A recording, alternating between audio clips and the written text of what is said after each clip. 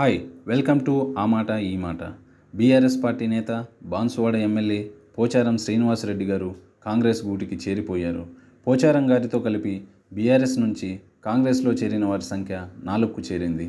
అంతకు మునుపు తెల్లం వెంకట్రావు, కడియం శ్రీహరి, దానం నాగేందర్ బీఆర్ఎస్ నుంచి కాంగ్రెస్లో చేరిపోయారు.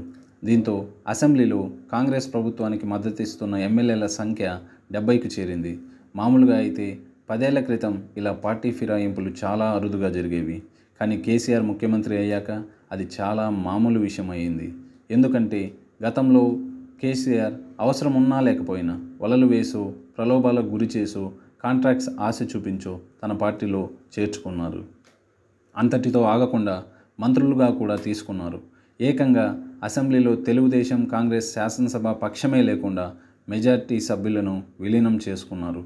మీడియా ప్రతినిధులు ప్రశ్నిస్తే అది ఒక ఆచారంలా సమర్థించుకున్నారు. బీఆర్ఎస్ భావజాలాన్ని ఆ పార్టీ ఎమ్మెల్యేలు బాగా వంట పట్టించుకున్నట్లున్నారు. అందుకే ఒకరి తర్వాత ఒకరు ఫిరాయించడానికి సిద్ధమవుతున్నారు. ఇప్పుడు పోచారం గారు ఆ ఆచారాన్ని ఫాలో అయితే తప్పు అని ప్రశ్నిస్తే విలువేముంటుంది?